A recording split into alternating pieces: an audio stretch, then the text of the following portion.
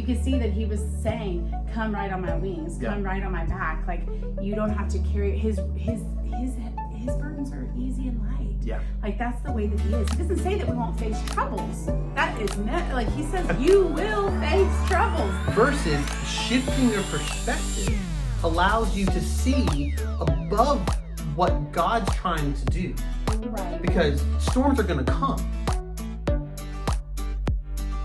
Hey guys! What's up? Welcome back to season 8 of the Waves Ministry podcast. My name is Caroline Tomlin. Michael Tomlin here. And we are the team that leads out Waves Ministry. And we are so excited for season 8. I cannot believe it's been 8 seasons of this podcast. Yeah. And we have had so much go on since our 7th season. While we were filming the 7th season, I didn't know it at the time, but I was actually pregnant. And so we've had a baby. And she, Very at this exciting. point, by the time you see this this YouTube video or listening to this podcast, she will be 4 months old now. And her name is Blakely Joy Tomlin. And she has truly been a joy. And she came a little bit early and kind of sent our world in a whole tailspin, but I will say I think this is a girl that's just kind of on her own timetable. She is, definitely. So we are so excited for this season, and our season this season is called On Wings of Eagles. And so, Michael, why don't you tell us a little bit about it? Really, it's all about the testimonies of rising above these storms of life. We all, in different ages and stages of life, we all encounter trying times, hard stuff. We all go through hard stuff. Nobody's exempt from that. But the Bible says that we overcome by the blood, lamb, and the word of our testimony. So I'm excited because we've got some testimonies that are gonna come through this season.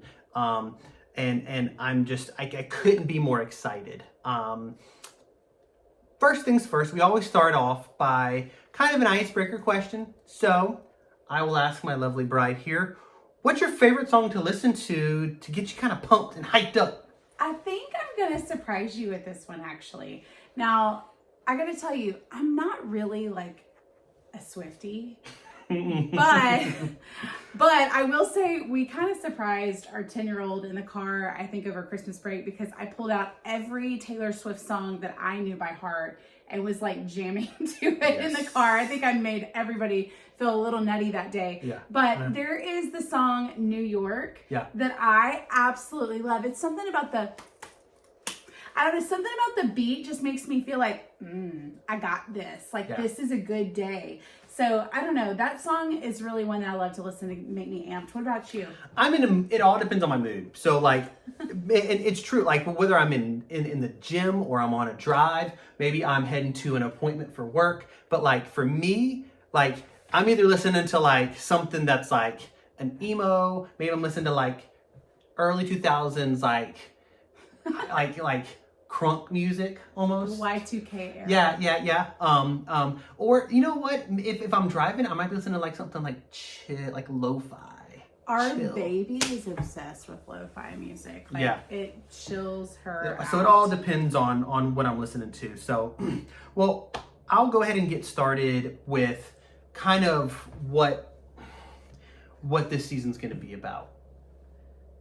Whenever in life, we all go through the storms. We all deal with, sometimes we see things coming, almost on the horizon. You can see a storm coming. You know, you can see the rain falling. You're like, I'm about to go through that.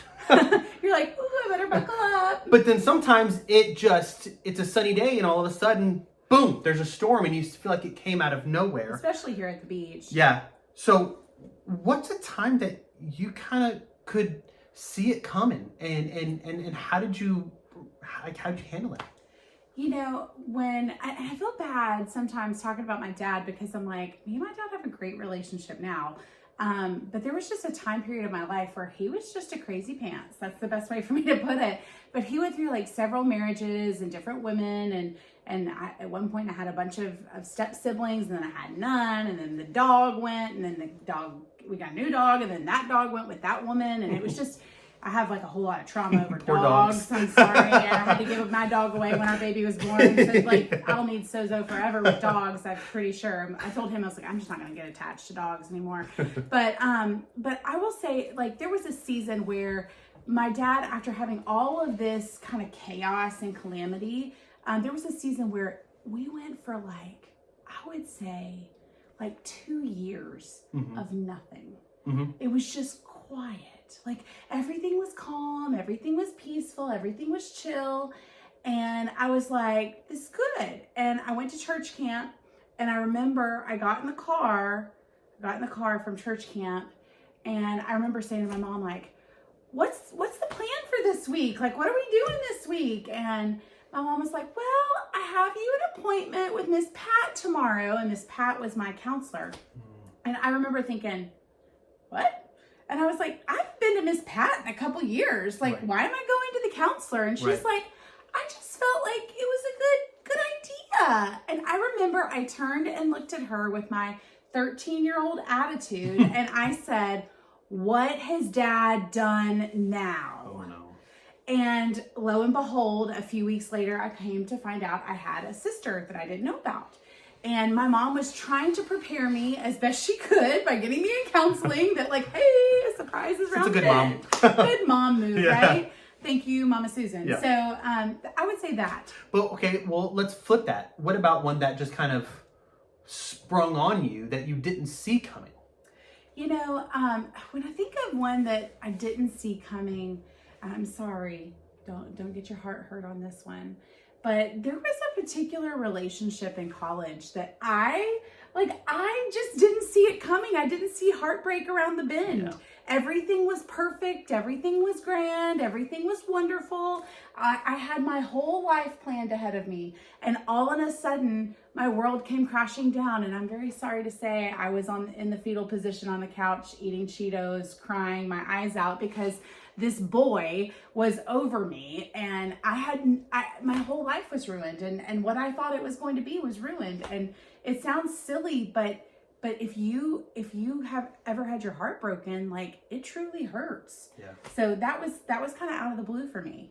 So, you know, when I think about this soaring above storms, you know, our word for the year for 2023 was actually soar, and it was off of Isaiah 40 verse 31, and it was talking about like how you are going to walk and not be weary, and how you are going to soar on wings like eagles.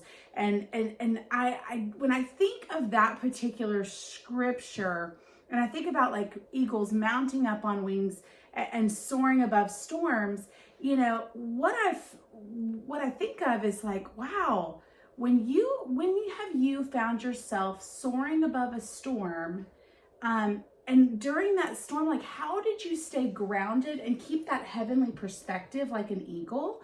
How did you stay grounded in peace during that storm? I find that when I'm in a storm, when we're able to rise above the storm. So eagles are known because they fly over the clouds. Okay, they fly really over cool. the clouds, and so that's kind of the image that I see. And there's a couple of ways, because you have to shift your perspective. Okay, right. Shift your perspective. Eagles have tunnel vision. Tunnel vision. Super tunnel vision. I preached a message a couple weeks ago about shifting your perspective and how gratitude can shift your perspective. Yeah. And storms is easy, especially if you're using tunnel vision, to go, all I see is clouds, all I see is rain and thunder and lightning, and it's scary. And so if your perspective is not on the right thing, it's easy to feel kind of suffocated and kind of pushed down. Right. Versus shifting your perspective allows you to see above what God's trying to do. Right. Because storms are going to come. So the way that I have found to overcome these types of storms has been through things like worship. Right. Like, worship shifts perspectives. I don't care who you are. Worship shifts perspective, because it takes my eyes off of the problem and onto the problem solver. So if I am worshiping and getting into the presence of God, then my situation didn't change, but my perspective has shifted. Right. It's getting involved in community, getting around the people that, like, hey, like, they can lift you up. That's right. And sometimes that community will change as different seasons happen in your life, as you grow. So that community can change, but what's important is finding the community. That's what's important. Just delving into the word, into prayer, because the word of God will change your heart. It renews your mind too. 100%. 100%. So those three things will help you shift your perspective and really keep myself grounded in peace during the storm. And it's easy to kind of lean when you're in those storms. It's super easy to like fall into certain temptations. It's easy to kind of go to something to kind of avoid pain. What are some ways and some temptations that you face during storms? You know, whenever I have faced storms, there's a couple things that I have seen myself do over the years. I've seen myself eat a ton, because I'm just like, I'm like stress eating here. You know, I have seen myself take control of the things that I can take control of. So it's like, I may clean my entire, and I did this since I was like a teenager. I would rearrange my entire room in my house. I would read. I would get into a book and get into a fairy tale world, so I didn't have to live in the actual world I was living in. One of the things that I've seen myself do, and me and the Lord have a good relationship, but sometimes I just like, I give him the silent treatment. Like, I'll just be like, I'm not talking to you. I'm irritated. And I will go through like literally days, sometimes even weeks, where I'm just like, I'm not talking to you. I'm mad. And it's funny because even this past week, I was really frustrated about a specific situation. And I have learned for myself, the best thing for me to do is to set a date in my mental calendar and say, I'm making a date with the Lord, and at this day, at this time, we're going to discuss it. And so I said on Thursday at 11 a.m., I'm going to go to my Waves office and we're going to talk about this. And I am not leaving this room until you've heard what I have to say. Yeah. And now I need to hear what you have to say, God. One of the things that I think is really easy to do whenever you're facing a storm is to talk to everyone else except for the Lord, and get his opinion on the situation and say, God, how do you feel about this? Like, this doesn't line up with your word. What's happening here? Like, what do you want me to do? Yeah. Do you need me to fast and pray? Do I need to do something in action? Do I need to do something in faith? What is the strategy? And so a lot of times we have this temptation to just fight or flight, right? That you're like, I'm going to figure this out on my own. And it's like, oh no, I can't do anything without God. So I think those are some of the temptations I've faced. You know, how did you see God and his faithfulness in the midst of some of the storms that you faced? You know, there's been so many times I've been in my prayer closet and I've been like, God, you are faithful. Like, I am unfaithful. Like in Isaiah, it says like, woe is me, for I am unclean, right? Right. You recognize your sin, your wickedness, and you realize like, I'm trying to do it on my own, God. I'm trying to be like, sometimes we have a hard time receiving handouts and help. And right. so it gets tough when you're like, you finally have to humble yourself and say, okay, God, I accept and receive the help. I need help. I cannot do this on my own. I cannot, I can't go through this storm by myself anymore. It is so hard. It is so outside of what Michael Tomlin can do. Right. And so now I'm saying, God, I need your help. I need your, like this is beyond me. Right, right. And so what begins to happen is I begin to see God's faithfulness. I begin to see that God's in control. Right. He's in control all the time. Right. I'm not. Like I can do my best. I can put my best foot forward. I can try to practice good things. But at the end of the day, it is ultimately in God's hands. That's right. And when you begin to I don't say give up, because the purpose of saying give up is more of surrender to the Lord. When I begin to surrender to the Lord, when I begin to say, God, this is on you. Right. I can rest. I can have peace. That's right. I can say that, hey, God, let's go for a ride. I'll ride your wing over the storm. Oh, that's good. I can't flap my wings anymore. That's good. I need help. That's good. Can I just ride on your back? That's so good. That makes me want to cry. That's amazing. You know, I think about in the midst of storms, we can see what, in hindsight, after the storm's over, you can see what God was trying to show you. You can see that he was saying, come right on my wings, come right on my back. Like, you don't have to carry his burdens are easy and light. Yeah. Like, that's the way that he is. He doesn't say that we won't face troubles. That is like he says, you will face troubles. That is a promise. So I don't know where we got in our minds that like, God just wants me to be happy. Of course he wants you to be filled with joy. Right. But the reality is there are troubles that you will face. Yeah. And maybe he's wanting you to have a greater dependence on him. Maybe he's wanting you to realize that he's your provider, or that he's your father that's never going to fail you or leave you or abandon you. Or maybe he's the one that he wants to show himself as the strong, mighty war horse in your life that's going to show up. Maybe he's trying to show you that he can be your peace that passes all understanding. He can be your bridge over troubled waters. That's good. He can be your strong tower that you go hide against. And when the wind whips past in between those big buildings, you don't even feel the wind. It doesn't even mess up your hair. And maybe that is what God is trying to do, is show you those things. I know that I've experienced that in my own life. I know with my dad, the Lord showed me that he could be my father and that he could take care of me, and that he was a good dad in season and out of season. He was always a good dad, and that he doesn't treat his kids any differently. And he loves every single kid the way that they need to be loved. Right. And that's something that I see as a youth pastor, but I've also seen as a parent, that one child may need to be loved a little bit differently. One child may need to be disciplined a little differently because of who they are and what they are called to do.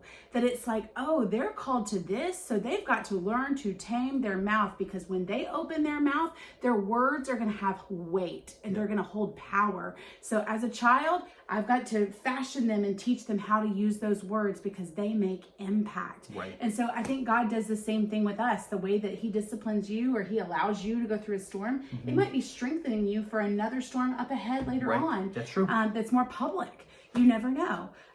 Because God has a way of his own, right? Yeah. So this season, we are so excited just to kind of dive into this topic. We have a summer intern or two that's going to be joining us to talk this season. We have Vanessa and Scott Martindale from Blended Kingdom Families. We love those people. They're the best. We have your friend that is a pastor. Yeah, pastor turned realtor. Yeah. And she just wrote a book. She went through a really hard season of her life with dealing with some health issues. Yeah. So we have quite a few different people. We have Holly Myers from North Carolina, who has a girls ministry and writes for Lifeway girls. And then we also have Allison Goolsby from down in the Cocoa Beach area, who she is by day, she works in the marketplace, but she leads youth bands and does a lot in student ministry. And so we have an exciting season ahead.